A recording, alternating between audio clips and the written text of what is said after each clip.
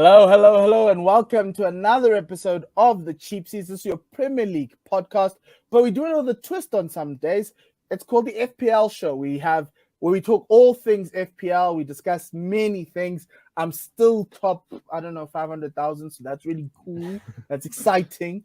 We're going to be talking about that. We're going to talk about transfers. We're going to talk about all the things that are happening in FPL. We had a really weird couple of weeks where we had like game weeks coming up against each other with a midweek one, and we played free hits. And then on the weekend, all the stars didn't want to play and didn't score, but you got some points and people are moving up. So we're going to be talking about all of that. But before we do that, remember the show is sponsored by Classic Shirts ZA, and the shirt of the week is a team that could possibly lift the Jules Rimet Trophy at the World Cup, Argentina. The home kit's the home kit. We know them. A little bit more of a simpler version of their stripes.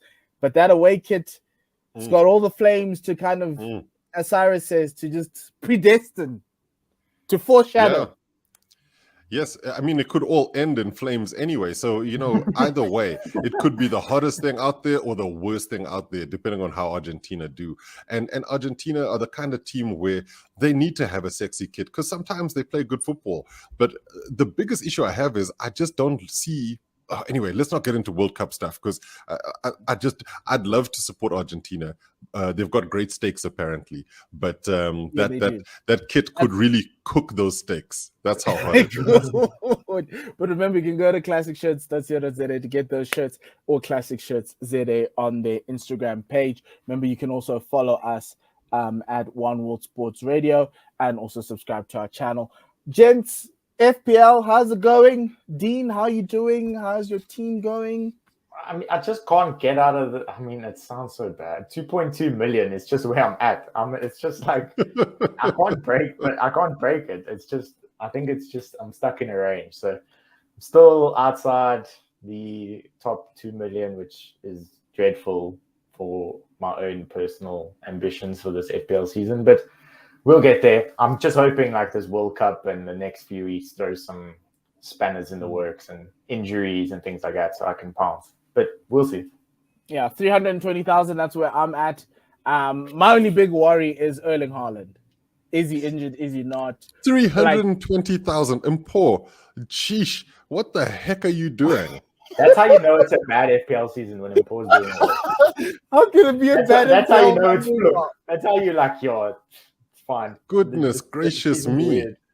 Guys, there's method to this madness. Method. Apparently. I'll take you through it. Cyrus, how was your FPL week? Look, not bad. I mean, I'm looking at your thing here. I see that you scored 62 points.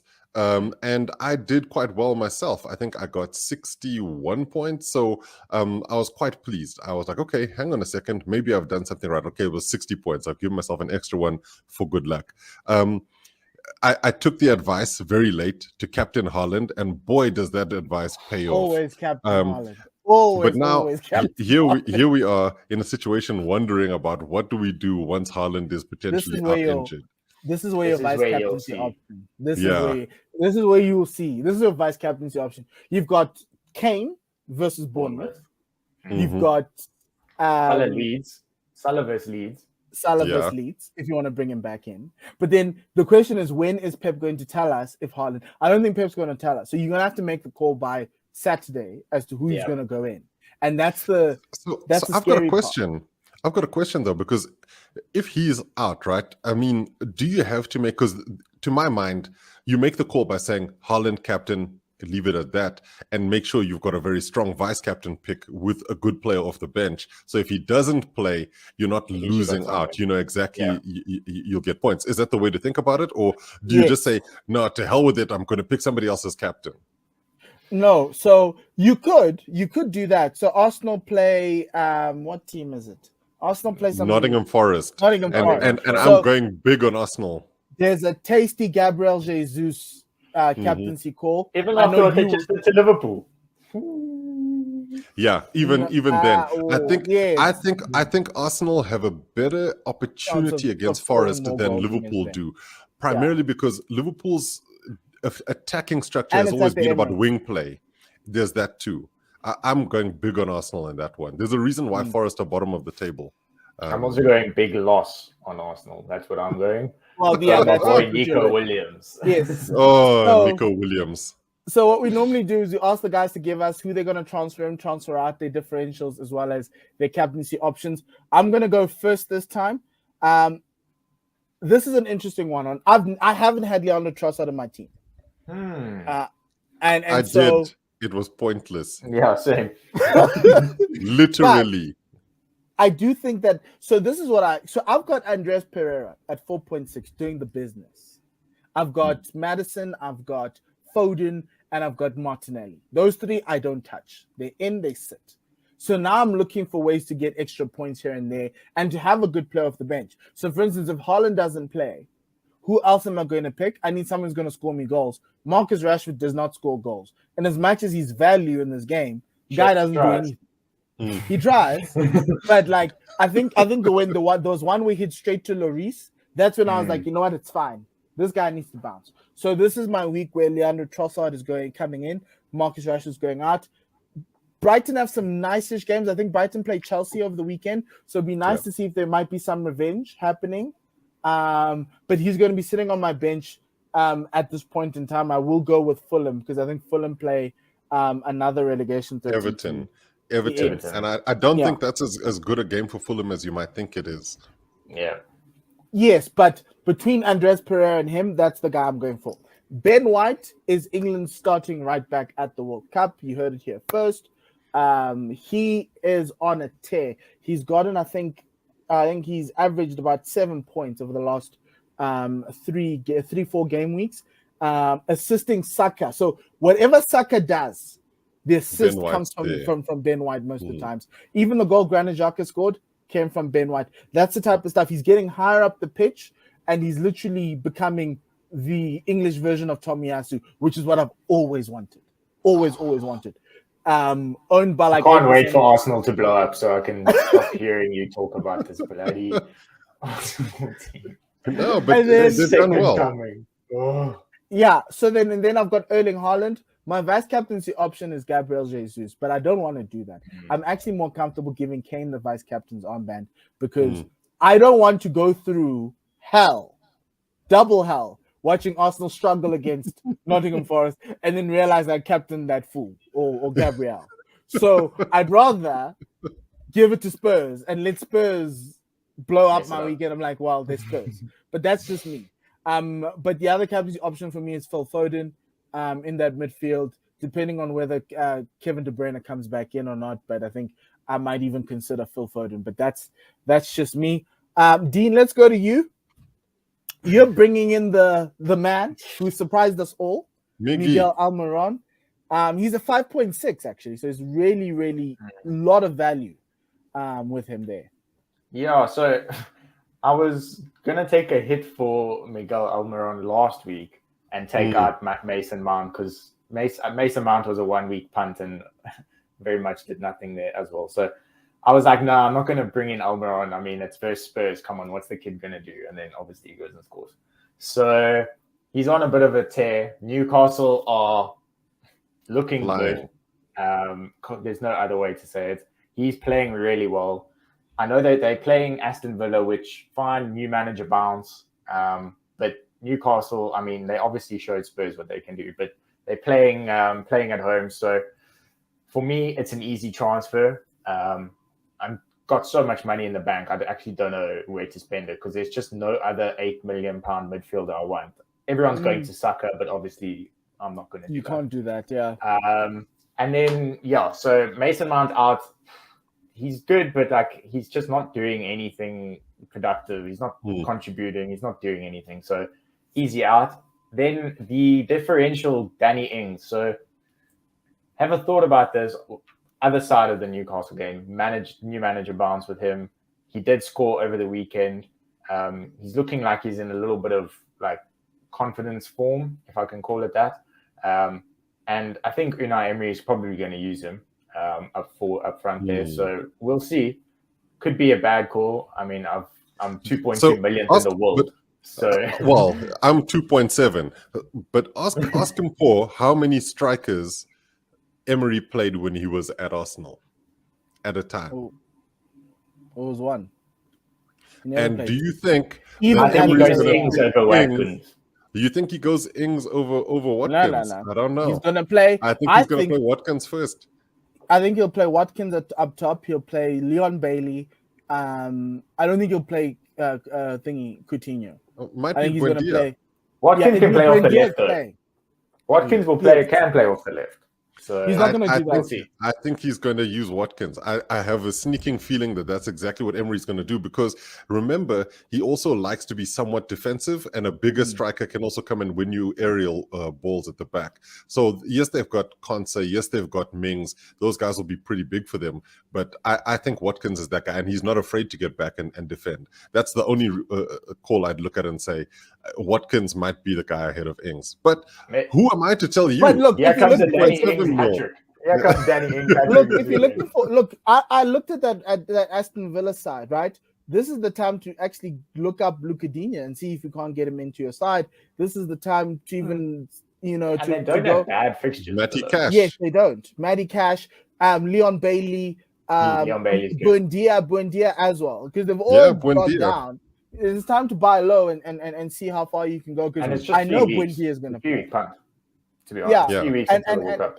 And to a certain extent, I think Emery likes that Buendia is like a bit of a tactician type of vibe. So it's going to be guys who understand his philosophy best, and I do think maybe Danny Ings might have a shot if Watkins can't put himself in the position that Emery wants.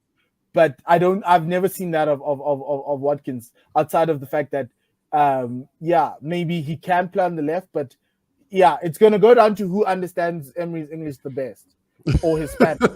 Well, either way, I think between Watkins and Ings, they're probably a decent shot for the next few weeks. If you want to get a bit of a differential striker in there, definitely one of those. Good call on either one of them.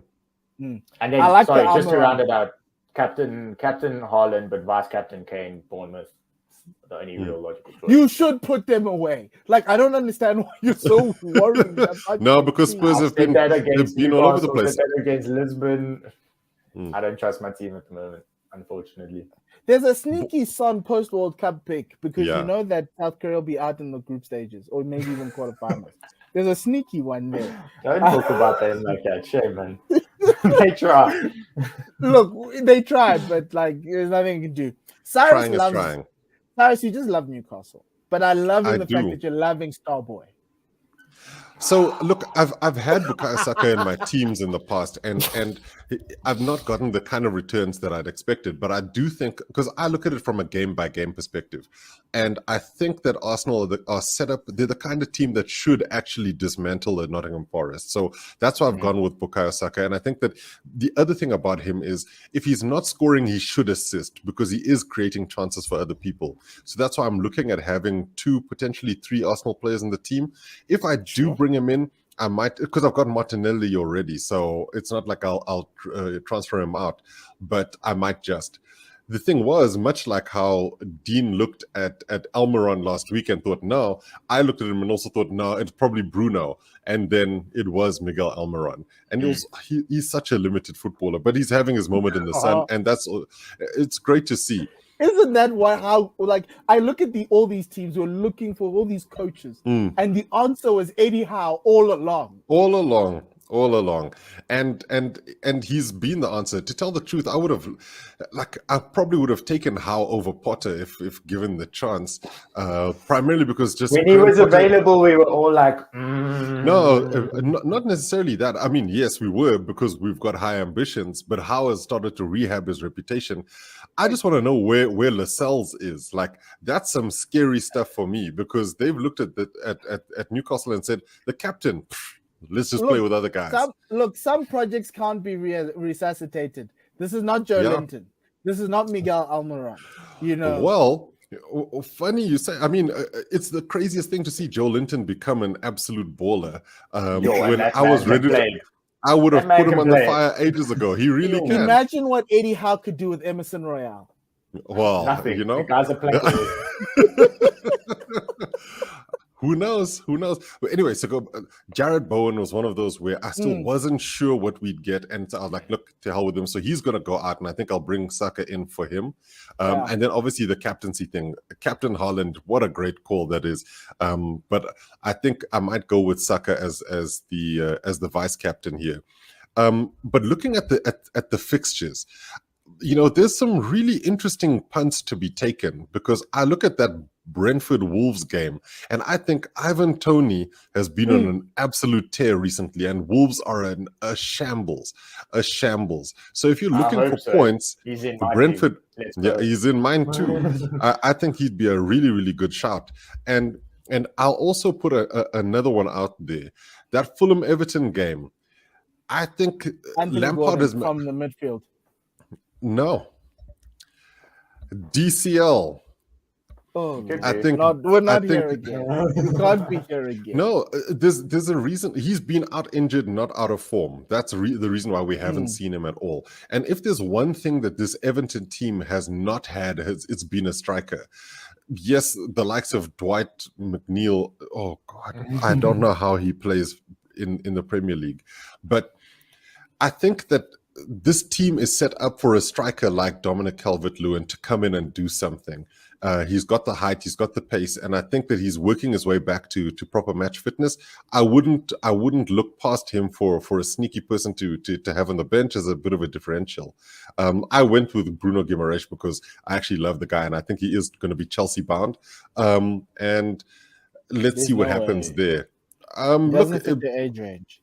Jude Bellingham should be Chelsea bound. Look, that's obviously going to happen, but I'm talking about in terms of to replace the likes of Jorginho, who his time is past. Get us Declan Rice or Bruno Guimaraes. That's who I'm looking for. I'll throw one name out there for this weekend, and if you are languishing and you really want to take a punt, Darwin Núñez versus Leeds. He can score. Yeah, and the thing with Liverpool at the moment is, fine, Salah's not doing much, and Darwin is stingy. He's there. When he gets the ball, he's shooting. He's going for it, yes. He doesn't care. Yeah. He doesn't care who's around. He's a striker. He's a striker. That's what you want from FPL. Like, you want your guy to get there and go. Take shots. Like the song. Shots. I'd rather have like Darwin Núñez, and for the rest of the week, the rest of the couple of weeks, the 3 weeks before the World Cup, Liverpool have got obviously Leeds this week, then they play Spurs, so they're obviously going to win there, and then Southampton. So confident. Yeah, and they're playing us at home, so they haven't got an away win until they come to the mighty Tottenham Hotspur Stadium. So beautiful that's stadium. Hosting an NFL game this weekend. Yes. No. It's at Wembley. It's at Wembley. Oh, the Broncos are playing at Wembley. Ooh. Yeah. Russell Wilson's going to struggle. Okay, cool. That brings us to the end of our show. Good luck to everybody. Remember, the deadline is Saturday, 12 p.m. Please get your picks in. Remember, vice captain, Gabriel Jesus. Gabby. Well, vice captain's going to be important.